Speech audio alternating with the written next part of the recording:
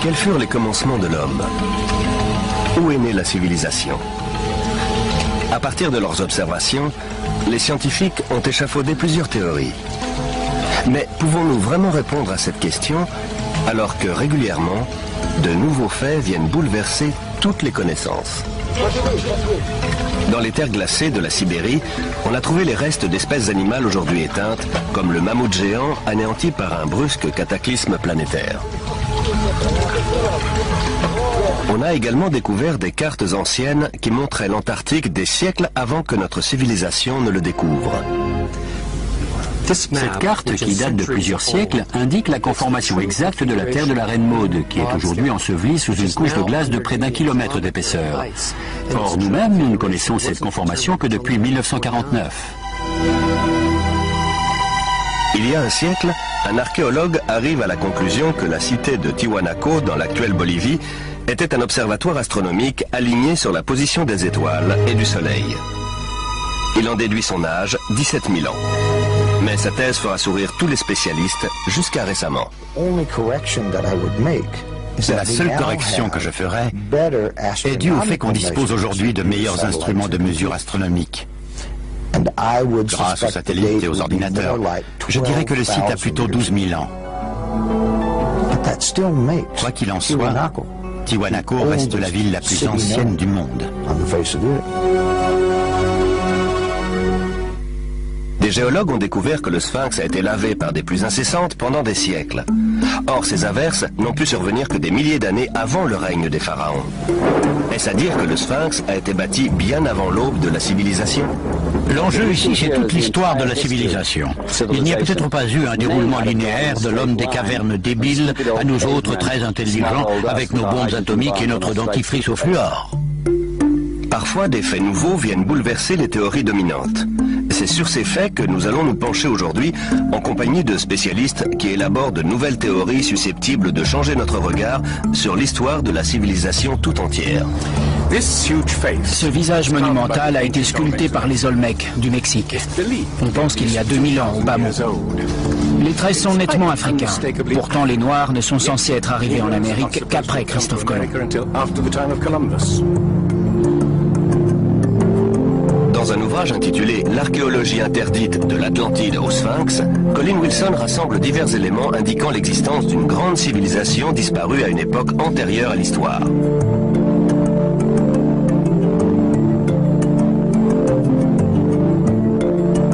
Au IVe siècle avant Jésus-Christ, Platon décrit avec précision une grande nation qui, d'après des prêtres égyptiens, aurait sillonné les océans des siècles plus tôt et aurait péri dans un immense cataclysme, une nation qu'il appelle l'Atlantide.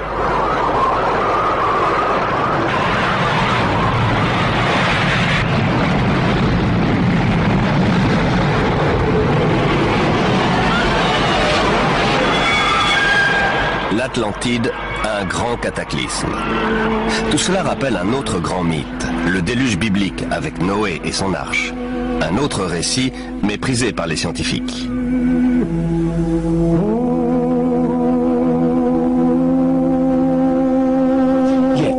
En qualifiant le déluge et l'arche de Noé de fable, les scientifiques ignorent tout simplement le fait qu'il existe des centaines de mythes analogues dans le monde.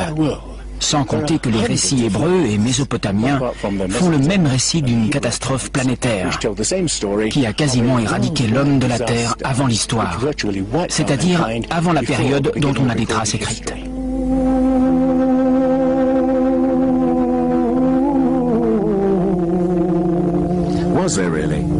Y a-t-il vraiment eu un déluge?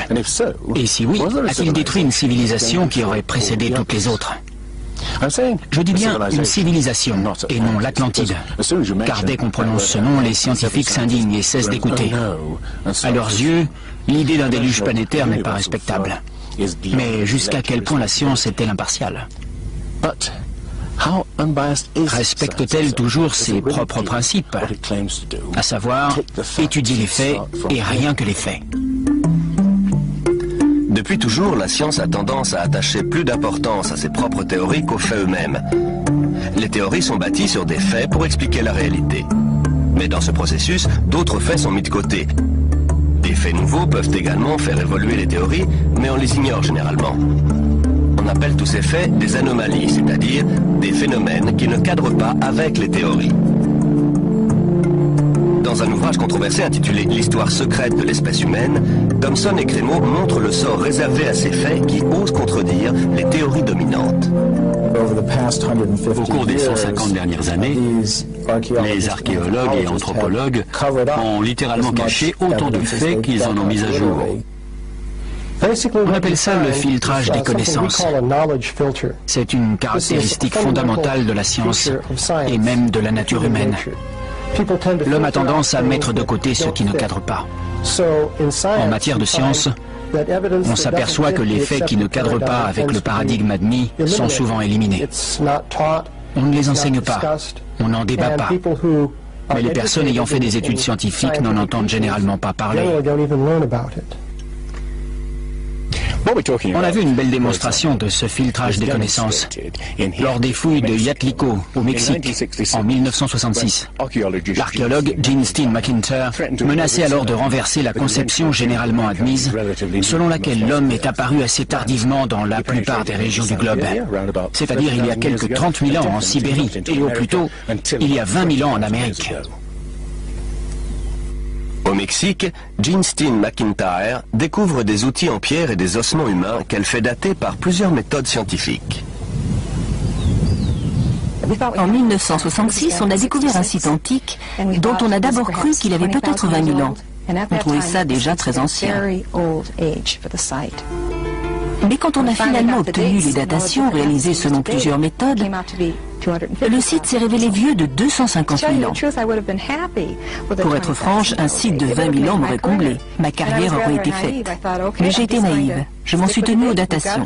C'était les faits et je ne voulais pas m'en éloigner. Je n'ai pas compris que ça allait ruiner toute ma carrière. Depuis ce jour, toutes les portes du monde professionnel lui sont restées closes. Le site a été fermé avec interdiction définitive de reprendre les fouilles. Cette année, soit 30 ans plus tard, d'autres archéologues ont découvert en Sibérie des traces de présence humaine remontant à quelques 300 000 ans. Une datation qui rend finalement la découverte de Gene Steen McIntyre moins invraisemblable qu'il n'y paraît. Ce n'est pas nécessairement une conspiration délibérée, au sens où des gens se réuniraient dans une pièce enfumée et décideraient de tromper sciemment les gens. C'est plus une autocensure qui se fait de manière spontanée au sein de la communauté scientifique. Quand un élément contredit la théorie dominante, les gens décident spontanément de ne pas en parler, de ne pas le révéler, ce qui signifie que la science ne peut plus progresser comme on pourrait l'espérer.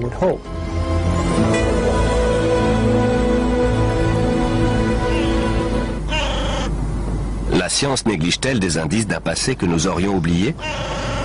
Les mythes parlant d'une civilisation disparue des milliers d'années avant le début de l'histoire peuvent-ils être vrais? Une nouvelle race de chercheurs étudie précisément les anomalies que la science tente à écarter. Les questions qu'ils posent pourraient bouleverser notre conception de l'histoire de l'homme. La forteresse Inca de Sacsayhuaman, d'un âge indéterminé, a été bâtie par un peuple qui ne possédait ni outils en métal dur, ni ciment, et ne connaissait ni la poulie, ni la roue, ni la grue.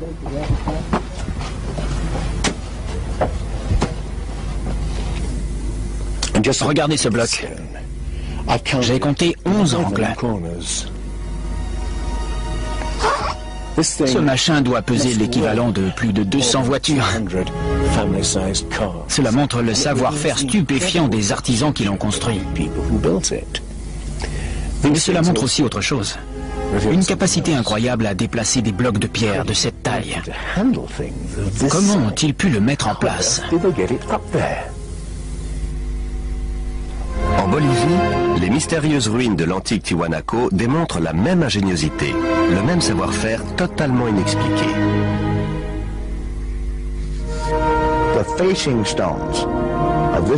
Les blocs de pierre frontaux ont été ajustés impeccablement. On a essayé d'introduire une épingle à la jointure des blocs. Impossible, à aucun endroit. Quelle perfection. Quand les conquistadors ont demandé aux Incas si c'était bien eux qui avaient bâti Tiwanaku, ils ont répondu que non. Ça a été construit des milliers d'années avant nous. Il est évident que ça a été construit par une civilisation très développée. Mais une découverte faite tout à fait par hasard montre bien son degré de sophistication. Les blocs de construction de Tiwanaku ne sont pas liés par du ciment, mais par une attache de métal des plus inattendues.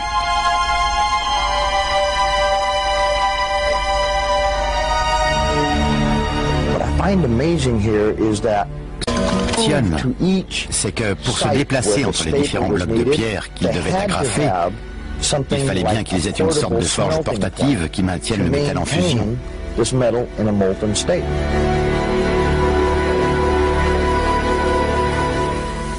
Ici, on retrouve le même genre d'agrafe en métal et les mêmes jointures très fines, comme celle-ci, en forme de L, qui révèle la même ingéniosité.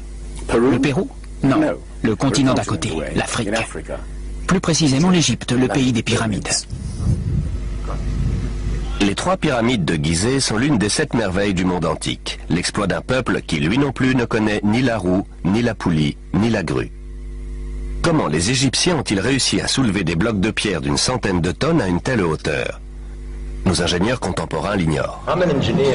Je suis ingénieur et je peux vous dire que pour soulever des blocs de ce poids aussi haut, il faut une grue spéciale. Comment les Égyptiens ont-ils réussi alors qu'ils ne disposaient pas de ce genre d'engin, qu'ils n'avaient même pas de poulie ni de roue, juste des outils rudimentaires en cuivre? Robert Bauval pense que la grande pyramide de Gizeh était bien plus qu'un tombeau. Pour lui, elle révèle un niveau technologique prodigieux. Dans Keeper of Genesis, les gardiens de la Genèse, coécrit avec Graham Hancock, il répertorie d'autres prouesses techniques inexpliquées. Chris Dunn est un expert du forage. C'est un travail incroyable et un vrai mystère. Comment ont-ils fait ça? Le sarcophage de la Chambre royale. Comment des ouvriers primitifs ont-ils réussi à faire en sorte que le sarcophage intérieur s'ajuste parfaitement au sarcophage extérieur en pierre, au millimètre cube près? Une telle prouesse exige des connaissances étendues en physique. Cela reste une énigme, comme le forage à proprement parler. La méthode primitive classique consiste à utiliser un archet. On l'introduit dans la pièce avec du sable ou du diamant. Mais à mon avis, ça prend trop de temps. Ça demanderait des années de travail. Alors comment ont-ils fait? Il devait avoir des outils motorisés. Si on devait faire ça aujourd'hui, on introduirait la perceuse dans le granit à une vitesse de 5 millièmes de millimètre par révolution de la perceuse. Or, ils avançaient beaucoup plus vite que ça. Plus vite? Des chercheurs comme Chris Dunn s'interrogent sur la finalité du drôle d'outil représenté sur une frise cachée. Mais de là à imaginer une perceuse à moteur, cela semble un peu prématuré. Néanmoins, le mystère des pièces quasiment impossibles à forer reste entier. Regardez ça, cette précision incroyable. La régularité parfaite des murs de ce tombeau, destiné à des bœufs sacrés. Cela témoigne d'un degré d'habileté phénoménal. Évidemment, on pourrait aussi expliquer ça par des armées d'ouvriers condamnés à polir les murs pendant 10 ans. Mais il y a aussi un autre mystère, véritable cette fois, le mystère des vases égyptiens. Il ne s'agit pas de vases en terre comme celui-ci, mais de vases en albâtre, en basalte, ou même en diorite, qui est la roche la plus dure qui soit. Le mystère consiste en ceci. On voit bien qu'il serait facile de les évider en perçant un trou tout droit. Mais regardez la forme allongée, en bas. La technologie moderne est incapable de faire ça. Or, les anciens Égyptiens ont fabriqué des milliers de vases comme celui-ci. Certains remontent à 2000 ans avant l'origine présumée de la civilisation égyptienne. Alors, Comment est-ce possible? Le mystère reste entier. Autre énigme. Comment les architectes égyptiens ont-ils pu aligner les pyramides sur les points cardinaux est-ouest et nord-sud avec une telle précision? Une précision qui dépasse même celle des architectes modernes.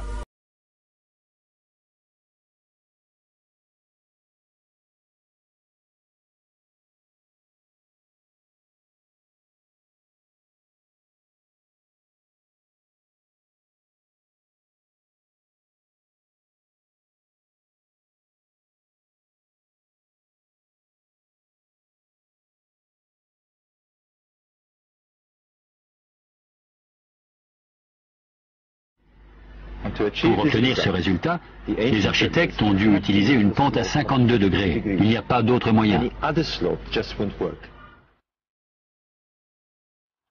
Mais les anciens Égyptiens ne sont pas les seuls à connaître pi. Le nombre transcendant est également à la base de l'inclinaison de la pyramide de Teotihuacan au Mexique et des angles étranges que ces architectes lui donnent. Les générations suivantes surnommeront la ville la Cité des Dieux.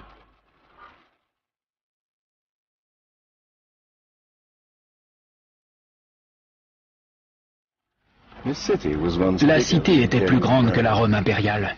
On voit ici une série de bassins autrefois remplis d'eau. La surface miroitante de l'eau réfléchissait le ciel et ces ondulations donnaient l'alerte en cas de séisme. De l'autre côté, ces temples sont supposés représenter les corps célestes. Tout le site semble être le fruit d'une fascination pour l'astronomie et l'éternité.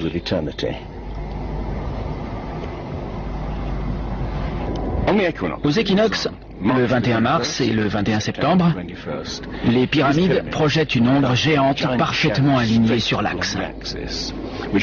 Cela en faisait des horloges parfaites pour ce peuple obsédé par la mesure du temps et la précession des équinoxes.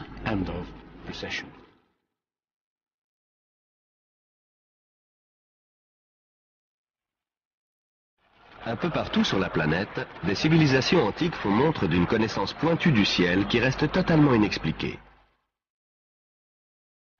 À croire qu'elles ont été renseignées par une même source. Ces civilisations sont fascinées par le soleil, les étoiles, la précession des équinoxes. Autrement dit, la lente rotation continue de la Terre qui donne l'illusion que les constellations voyagent à travers le ciel et les époques. D'après les spécialistes, les anciens Égyptiens n'avaient pas une connaissance approfondie de l'astronomie. Voici pourtant une preuve de leur fascination pour le ciel et de leur connaissance pointue en la matière. Ce sont les constellations du zodiaque, le lion, le taureau, le poisson, et ici, la constellation d'Orion. Beauval pense que l'astronomie est la clé de bien des énigmes posées par les pyramides de Gizeh. Les anciens Égyptiens voyaient dans la constellation d'Orion le dieu Osiris, seigneur des morts, des cieux et de l'au-delà. Beauval a trouvé maintes représentations du dieu bien en évidence un peu partout sur les pyramides de Gizeh. Ça, c'est un vrai mystère. Des petits conduits inclinés vers le haut. Pour les égyptologues, ce sont juste des cheminées d'aération. Mais pour les astronomes, dans l'ancienne Égypte, ces conduits étaient des passages vers Rosto, le royaume d'Osiris, ou Orion. Pour les anciens Égyptiens, Orion était Osiris, le dieu de la résurrection. Voici une reconstitution du ciel en 2500 avant Jésus-Christ. J'ai été étonné de découvrir ceci. Les conduits menaient à Orion et à l'étoile Sirius, ou Isis, épouse d'Osiris. D'après Beauval, des textes antiques indiquent que ces conduits étaient probablement utilisés lors de cérémonies secrètes pour permettre aux pharaons morts de ressusciter sous forme d'étoiles dans la constellation d'Orion. Un des textes dit que tu puisses traverser le passage sinueux, la voie lactée, et atteindre le royaume d'Orion.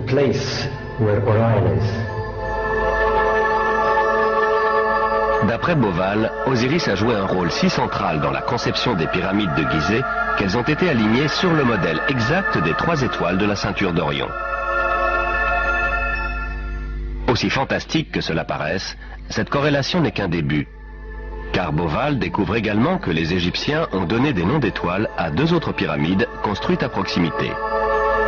Il regarde alors une carte plus grande et découvre avec stupéfaction que c'est toute la constellation d'Orion qui est représentée au sol. Retour au Mexique. Teotihuacan présente une autre ressemblance avec les pyramides d'Égypte. Dans les légendes, cette ville est appelée la Cité des Dieux. Sa finalité semble être la transformation d'êtres humains en corps célestes. Autrement dit, la réincarnation sous forme d'étoiles. Exactement comme pour les pyramides de Gizeh, en Égypte. Voilà le secret de Teotihuacan.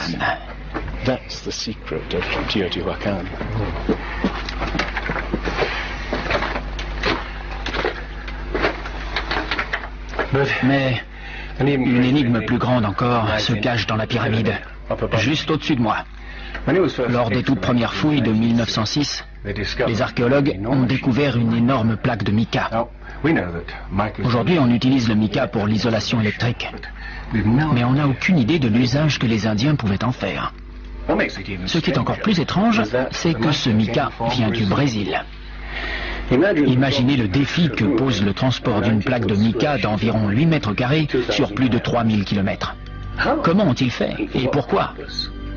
On n'en a pas la moindre idée. Tiwanaku en Bolivie. Une autre civilisation antique fascinée par le soleil et les étoiles. Il y a un siècle, un archéologue bolivien du nom de Poznański constate qu'au premier jour du printemps, le soleil se lève exactement au centre du temple. C'est le point de départ d'une découverte remarquable.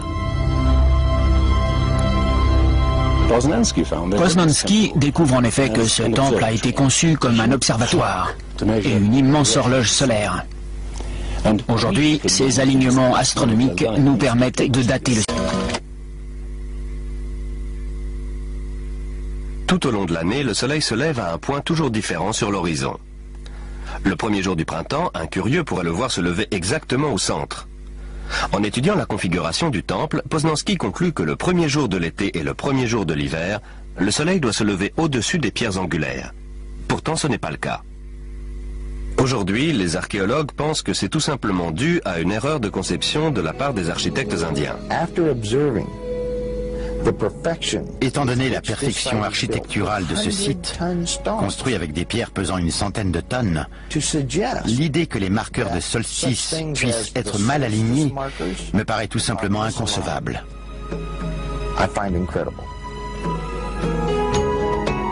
Neil Steed va vérifier minutieusement tous les calculs de Poznański. En mesurant les angles des pierres angulaires et en les comparant à l'angle de la position actuelle du Soleil, il en déduit l'âge du site, 17 000 ans. Or, à l'époque, l'inclinaison de l'axe de la Terre n'était pas tout à fait la même qu'aujourd'hui, et le soleil de solstice se levait juste au-dessus des pierres angulaires.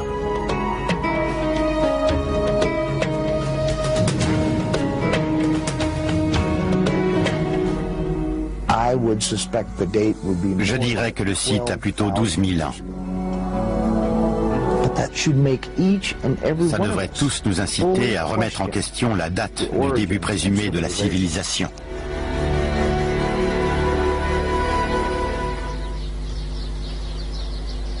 Se peut-il qu'une même civilisation oubliée de l'histoire ait laissé son empreinte à différents endroits du globe? D'après Platon, des prêtres égyptiens ont parlé d'une civilisation ayant existé il y a 12 000 ans. Pourtant, la science affirme que l'humanité a émergé à l'âge de pierre il y a environ 5000 ans seulement. L'homme peut-il avoir réussi ce saut des millénaires plus tôt? En Égypte, John West découvre que le sphinx de Gizeh n'a pas été exposé aux mêmes intempéries que son environnement immédiat, rongé par le sable et les vents du désert. Le sphinx présente en effet des marques d'érosion ondulées au lieu de marques horizontales. Pas besoin d'être géologue pour voir quel type d'intempérie a pu laisser ces marques. Seule de l'eau coulant en plaques sur le mur d'enceinte peut avoir lissé ses contours arrondis.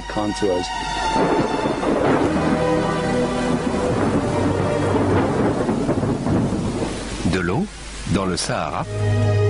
Certainement pas à l'époque des pharaons. Pour en trouver, il faut remonter à la fin de la période glaciaire vers 10 500 avant Jésus-Christ, soit des milliers d'années avant la civilisation pharaonique. Mais alors, comment expliquer que le sphinx est une tête de pharaon? La tête est toute petite par rapport au corps. Vu du ciel, le corps apparaît aplati et très allongé, et la tête ressemble presque à une tête d'épingle. Cela montre qu'elle a été retravaillée. En d'autres termes, à un moment donné de sa longue histoire, elle a été refaite. John West pense qu'à l'origine, le sphinx représentait un énorme lion sculpté dans le roc par des inconnus, antérieurement à 10 500 avant Jésus-Christ. Il aurait subi une forte érosion lors des bouleversements climatiques de la fin du glaciaire qui se serait traduit par plusieurs siècles de pluie. Ce n'est que des milliers d'années plus tard que les pharaons referont sculpter la tête à leur propre image. Le sphinx serait donc 2 fois plus âgé qu'on ne le pense? Les égyptologues rejettent cette éventualité, mais les géologues leur opposent des faits indéniables. Et d'après Robert Bauval, des données astronomiques corroborent également l'hypothèse selon laquelle les pyramides de Gizeh remonteraient à des temps incroyablement anciens. En effet, la configuration du site correspond bizarrement à la position d'Orion vers 10 500 ans avant Jésus-Christ. À l'époque, le sphinx était tourné vers la constellation du Lion dont il était lui-même l'image. Et Orion entamait sa lente ascension qui allait marquer l'avènement d'une nouvelle ère. La position d'Orion, en moins 10 500, correspond exactement à la position des 3 petites pyramides érigées derrière les grandes. L'astronomie fournit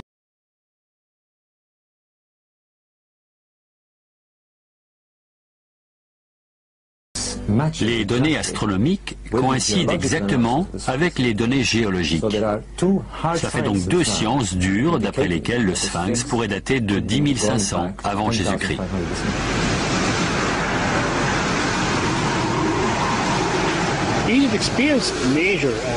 L'Égypte a connu des bouleversements majeurs à la fin de la période glaciaire, en particulier autour de 10 500 avant Jésus-Christ. Des crues exceptionnelles ont recouvert les plaines inondables. Cela a tout détruit dans la vallée du Nil et dans le delta en général.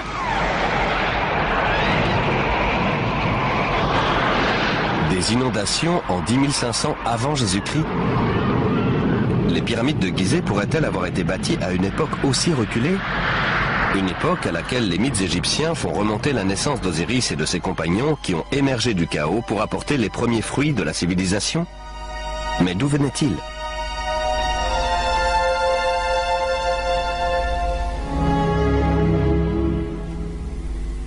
Osiris a de nombreux points communs avec le dieu Tiwanaku en Bolivie. Voilà dans cette mystérieuse cité de Tiwanaku le dieu que les Indiens vénéraient. Viracocha, grand, barbu et blanc, d'après les descriptions. Il est sorti des eaux à une période de chaos et de destruction, pour apporter une sorte de renouveau à l'espèce humaine. Au Mexique, le dieu blanc Viracocha prend le nom de Quetzalcoatl. Il est venu en compagnie d'autres dieux apporter les premiers fruits de la connaissance. Son symbole est représenté un peu partout dans Teotihuacan. C'est le serpent à plumes qui symbolise le dieu énigmatique Quetzalcoatl, qui est venu de l'Est après un gigantesque cataclysme, pour apporter la civilisation à cette partie du monde. Les dieux tels qu'Osiris, Viracocha ou Quetzalcoatl étaient-ils à l'origine des simples hommes venus de loin? Des survivants d'un cataclysme qui avait détruit leur foyer et leur civilisation? La question qui se pose maintenant est la suivante. Y a-t-il une civilisation lointaine, encore non identifiée, qui a touché l'Égypte, le Mexique et l'Amérique du Sud, et y a laissé son empreinte, aussi difficile à déceler soit-elle, sous forme d'un corpus de connaissances? J'admets que, pris isolément, les différents éléments fournissent peu d'informations, mais il faut les considérer dans leur ensemble. Des deux côtés, on trouve d'immenses pyramides alignées sur les points cardinaux et bâties d'après des connaissances mathématiques complexes. Les deux peuples ont une connaissance prodigieuse de l'astronomie qui s'exprime dans ces grands monuments sacrés qu'ils érigent.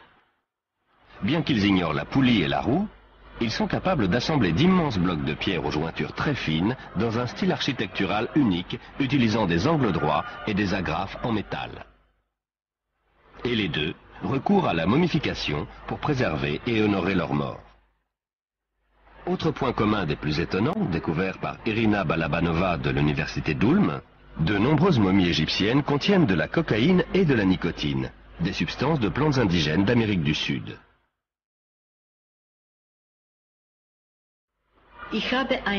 J'ai reçu une série de lettres d'insultes, presque de menaces. En résumé, elles disaient que mes découvertes étaient des inepties, de pures inventions, que c'était totalement impossible parce qu'il était prouvé qu'avant Christophe Colomb, ces plantes n'existaient qu'en Amérique et nulle part ailleurs dans le monde.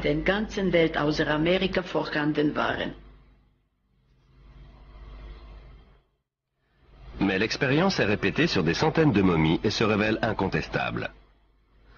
À une époque reculée, des voyageurs auraient-ils donc traversé l'océan et laissé leur empreinte des deux côtés de l'Atlantique? Une idée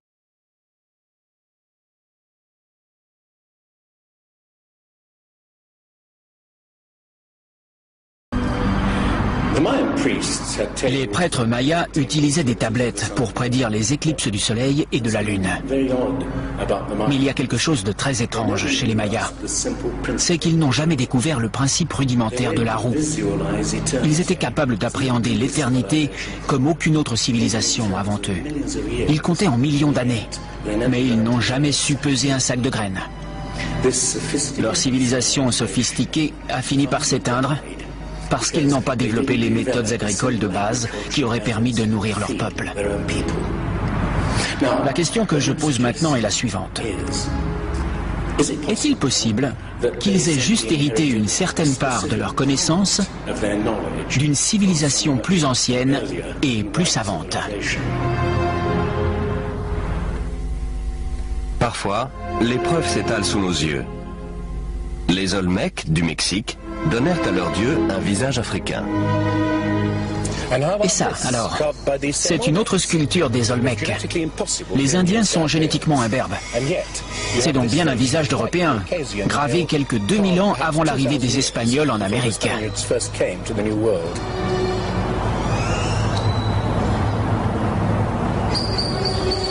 Bon, des visages africains et européens sculptés des siècles avant l'arrivée de Christophe Colomb. Mais d'où viennent-ils? Comment sont-ils arrivés ici? Comment sont-ils venus à influencer la civilisation la plus ancienne d'Amérique centrale, la culture mère du Mexique? Tout ce que les archéologues savent, c'est que les Olmecs se sont matérialisés d'un coup vers 1500 avant Jésus-Christ, avec toute leur sophistication. Il n'y a aucun signe d'une phase antérieure de développement de cette civilisation. Ce peuple, dont l'expression typique est la sculpture d'immenses têtes d'Européens et d'Africains, semble surgir de nulle part.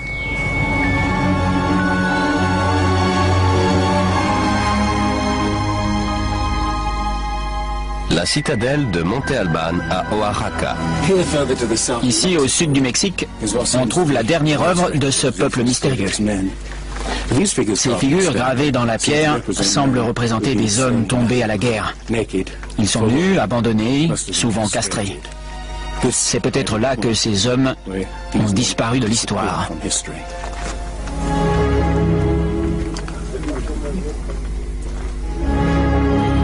Alors, y a-t-il eu une civilisation raffinée qui a traversé l'Atlantique des siècles avant Christophe Colomb? D'autres éléments corroborent cette thèse. Des cartes antiques démontrent une connaissance de la planète qu'on n'a jamais pu expliquer.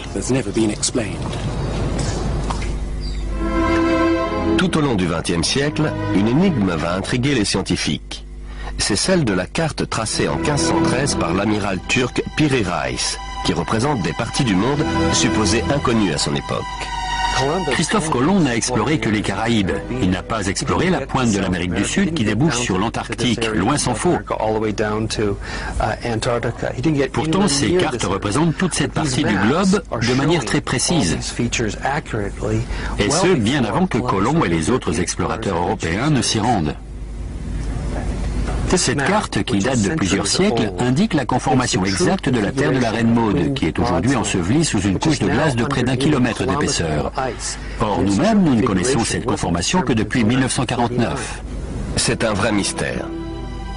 Les cartographes ont longtemps cogité sur l'étrange projection utilisée dans ces cartes. Elle s'apparente à celle employée dans les sous-marins nucléaires modernes qui calculent le monde en fonction de leur éloignement par rapport à un point de départ.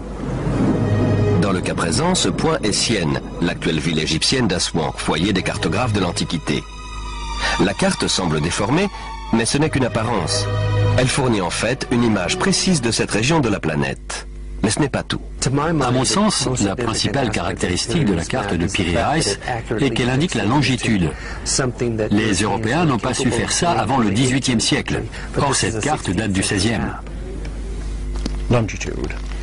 L'histoire de la longitude commence sur ces plages en 1707, alors que la flotte anglaise vient de quitter la Méditerranée en direction des côtes britanniques. À l'époque, on n'a pas de mal à calculer sa position par rapport au nord ou au sud. Il suffit de mesurer l'angle entre la surface de la Terre, le Soleil et les étoiles. En revanche, on ne sait pas calculer la longitude, c'est-à-dire la position par rapport à l'est ou à l'ouest. L'amiral anglais se met en colère lorsqu'un marin originaire du sud-ouest de l'Angleterre lui dit qu'il est à 20 milles trop loin à l'est et que la flotte risque de s'échouer sur les côtes. Ses officiers lui assurent que la flotte fait bonne route et l'amiral fait pendre le marin pour insubordination. Au moment de sombrer, l'amiral a dû regretter de ne pas l'avoir écouté. Des milliers d'autres bateaux ont déjà sombré. Mais la perte d'une flotte entière va accélérer la quête d'un instrument capable de mesurer la longitude avec précision. Il faudra encore attendre 2 générations avant d'y parvenir.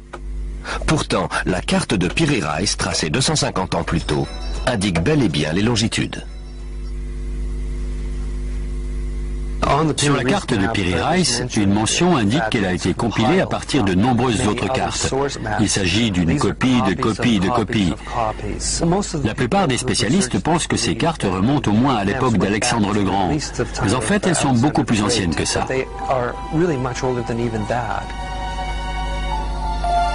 Des cartes du monde tracées des siècles avant qu'on sache naviguer sur les océans. Des techniques de construction mystérieuses qui révèlent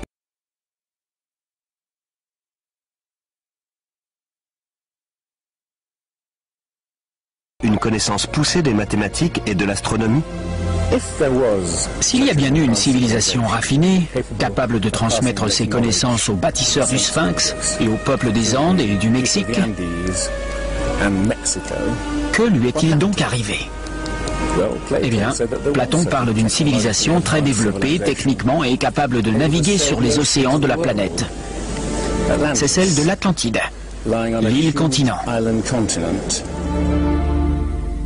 La science, qui refuse l'idée d'une civilisation oubliée, nie tout autant l'existence d'une catastrophe planétaire qui aurait détruit cette civilisation. Mais les récits de Platon et de la Bible ne sont pas isolés. Le Popol Vuh, le livre sacré des Mayas, parle de raz-de-marée, de déluge, de ténèbres envahissant le ciel durant des mois, de grêle, de pluie noire incroyablement froide. Les anciens Égyptiens parlent d'une période de chaos, de déluge et d'obscurité dont les dieux vont émerger pour donner forme à la terre d'Égypte.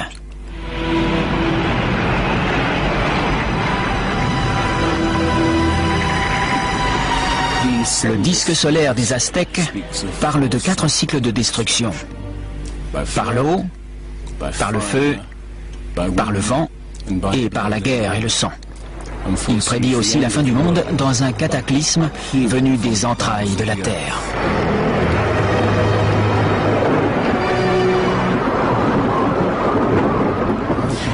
D'autres mythes de l'Amérique précolombienne parlent d'un déluge apocalyptique, accompagné de séismes et d'une pluie de feu due aux éruptions volcaniques. Tous parlent avec un réalisme dérangeant d'un passé qu'on ne peut ni se rappeler avec précision, ni oublier totalement. Les scientifiques sont enclins à penser que le déluge est le fruit de l'imagination des poètes de l'Antiquité. Mais imaginez qu'ils se trompent. Imaginez qu'une série de catastrophes naturelles terribles a effectivement réduit nos ancêtres à une poignée de clans éparpillés sur toute la planète. Ce qu'on cherche, C'est une époque dans laquelle les mythes se glisseraient aussi facilement que le pied de Cendrillon dans la pantoufle de verre.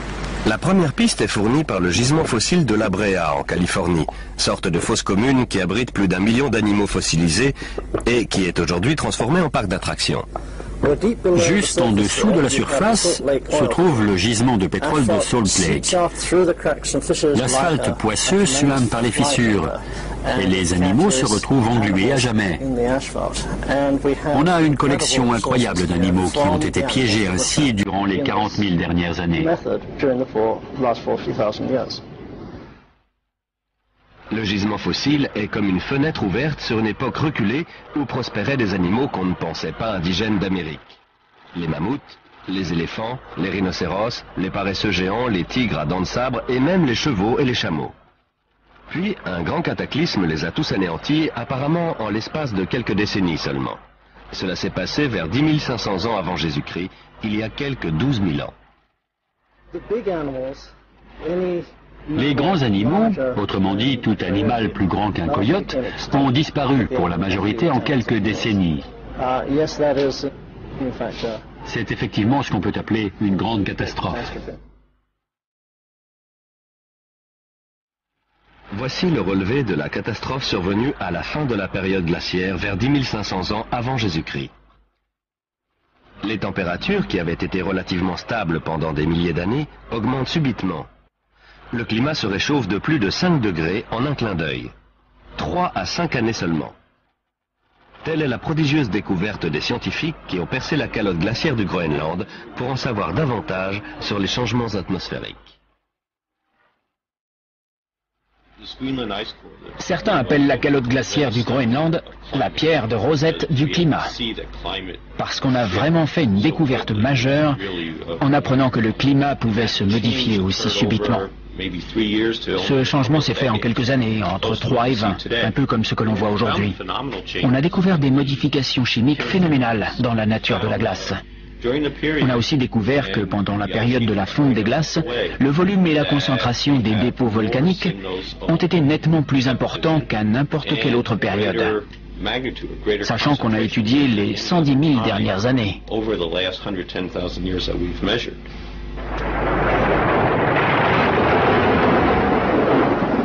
Des éruptions volcaniques sans précédent accompagnées de troubles atmosphériques et d'un déluge?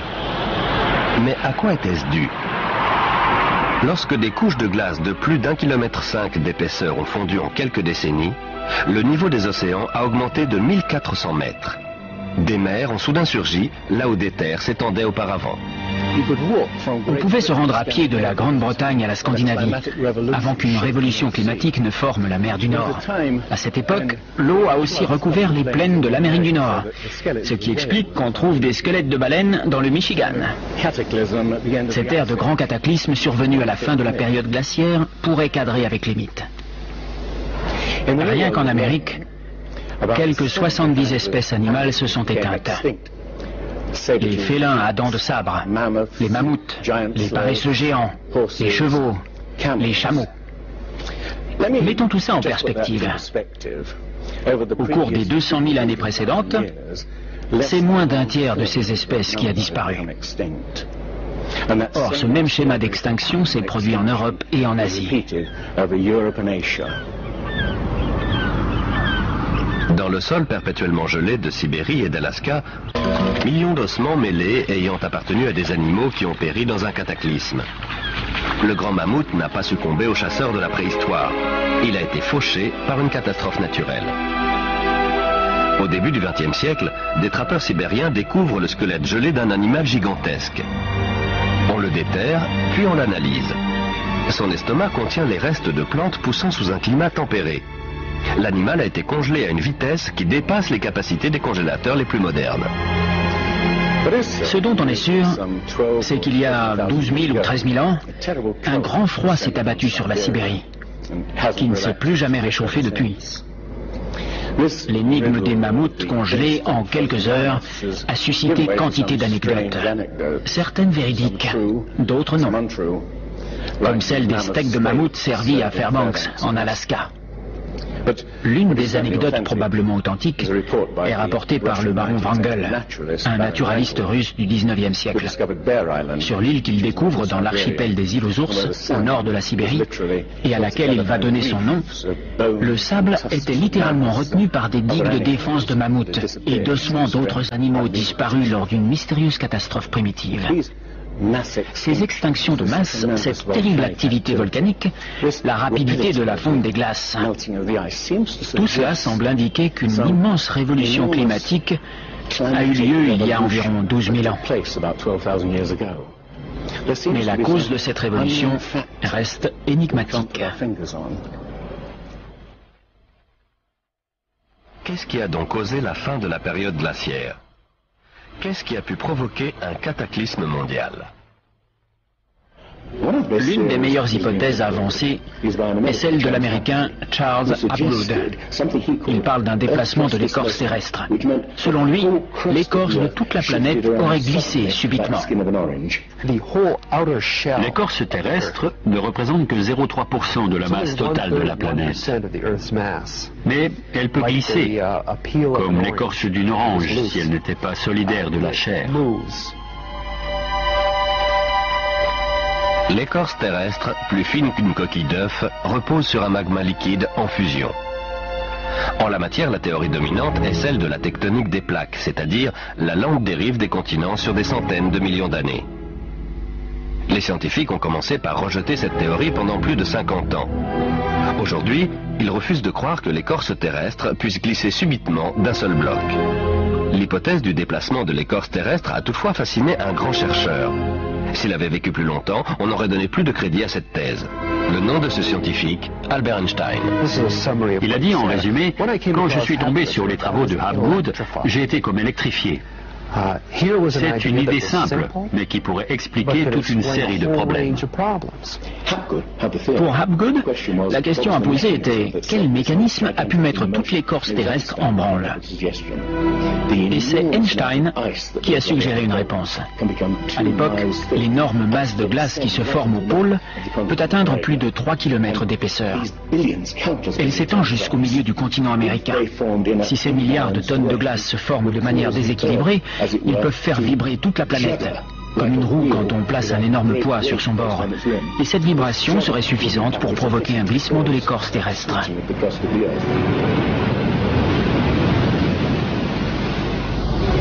Il y a 55 000 ans, le pôle Nord était proche de l'Europe. Mais il a brusquement glissé dans la baie d'Hudson au Canada. Vers 12 500 avant Jésus-Christ, il s'est à nouveau déplacé subitement vers un point situé à plus de 3000 km de sa position actuelle. Ou vaut-il mieux dire que les terres et les mers ont été propulsés vers le pôle à la suite d'un brusque déplacement de l'écorce terrestre? Si tel est le cas, c'est l'un des phénomènes qui a pu provoquer la fin de la période glaciaire. Le déplacement fait sortir l'Amérique de la zone polaire. La mer située au nord se couvre d'une couche de glace de quelques mètres seulement. La colossale plaque de glace de plus d'1,5 km d'épaisseur qui s'étendait au-dessous de l'Amérique fond soudain en quelques années. Ce qui est intéressant dans la thèse Hapgood-Einstein, c'est qu'elle explique de nombreux mythes, outre celui du déluge. Des mythes qui parlent de séismes terribles, de catastrophes volcaniques, d'une pluie noire descendant du ciel, de pays entiers soudain couverts de gel. On voit bien que c'est exactement ce qui pourrait arriver si l'écorce terrestre glissait brusquement. D'un coup, des régions froides deviendraient chaudes. Et des espèces comme le mammouth de Sibérie, qui a congelé en un rien de temps, seraient exterminées. Si un déplacement de l'écorce terrestre a réellement provoqué un déluge qui a anéanti toute une civilisation, où vivait cette civilisation? Les spécialistes avancent diverses hypothèses. L'île grecque de Santorin, détruite par une éruption colossale. La cité antique de Troie. L'île allemande de Helgoland, emportée presque tout entière par la mer du Nord. On a aussi cherché des continents engloutis sous l'océan Atlantique, mais sans jamais rien trouver. C'est bien cela qui a disqualifié l'Atlantide de Platon aux yeux des scientifiques. Les océanographes ont dressé la carte des fonds marins de l'Atlantique et du Pacifique. Et il n'y a pas de continent disparu. Quoique, Platon décrit l'Atlantide comme une île-continent parcourue de montagnes et perdue au beau milieu d'un vrai océan. Le vrai océan est bien entendu l'océan planétaire. Ce n'est que plus tard qu'on a divisé les eaux en différents océans, Atlantique, Pacifique, etc. En réalité, il n'existe qu'un seul océan immense. Certains mythes des 4 coins du globe sont très explicites sur ce qui s'est passé. Dans la littérature védique, l'île est non seulement détruite par un déluge, mais en plus, elle finit recouverte de neige et de glace. Donc, il faut chercher une île couverte de glace au milieu de l'océan. L'Antarctique est une très bonne candidate. Si le pôle Nord s'est déplacé, le pôle Sud aussi. D'après Flemhatt, une partie de l'Antarctique se trouvait dans une zone tempérée il y a 12 000 ans. Elle peut très bien avoir abrité une civilisation qui a disparu lorsque le continent s'est rapproché du pôle Sud. Pour lui, c'est ce qui explique ces cartes montrant des régions de l'Antarctique telles qu'elles sont sous la glace. L'amiral turc Piri Reis fait preuve d'une connaissance de l'Antarctique tout bonnement impossible à son époque. Les services cartographiques de la marine, mais aussi de l'armée de l'air, disent « Nous avons comparé les montagnes et les sommets, et la similitude est étonnante. » Ce qu'il faut souligner, c'est qu'on ne parle pas d'une seule et unique carte, celle de Piri Reis, qui pourrait être mise de côté, mais de dizaines de cartes. La carte de Phineus, par exemple, est très précise concernant la configuration générale de l'Antarctique. Elle indique des rivières qui existent bel et bien, mais qu'on ne connaissait pas au XVIe siècle. Nous n'avons pas découvert le continent antarctique avant les années 1800. Alors, comment des cartographes européens ont-ils pu le représenter des siècles plus tôt? La seule explication possible, d'après Flemhatt, est qu'ils ont copié des copies de cartes qui remontent à des lustres. À leur époque, ces informations n'étaient pas censées exister. Ce n'est qu'au cours des 25 dernières années qu'on a découvert l'existence de l'Antarctique sous la calotte polaire. C'est un continent bordé de quelques îles, avec une mer de glace entre les deux. Or, tout cela, cette carte le montrait déjà. Ces îles correspondent à cette région. Les chutes de neige sont très importantes ici et quasiment inexistantes là. Ces îles devaient n'en former qu'une avant de se rattacher au continent. Et donc, il a dû y avoir un passage ici pendant plusieurs milliers d'années. Et ici aussi, probablement. Ensuite, ces îles n'en ont plus formé qu'une. Ce qui est décrit ici est ce qui s'est produit, d'après moi, vers 8000 avant Jésus-Christ, 6000 au plus tard. On n'a aucun moyen de savoir comment ça s'est produit, si ce n'est en postulant l'existence d'une civilisation qui avait des connaissances de la navigation et de la topographie que nous n'avons fait que réinventer à notre époque. Alors, les débuts de la civilisation humaine sont-ils plus anciens qu'on ne le croyait? Vous pensez peut-être que de nombreux arguments avancés ici ne sont que de pures conjectures, qui prises isolément sont faciles à réfuter. Mon hypothèse est qu'en assemblant tous ces éléments comme autant de pièces d'un grand puzzle, un schéma apparaît, une silhouette émergeant du brouillard. C'est celle d'une civilisation qui a disparu et fut oubliée bien avant que ne débute l'histoire connue des hommes.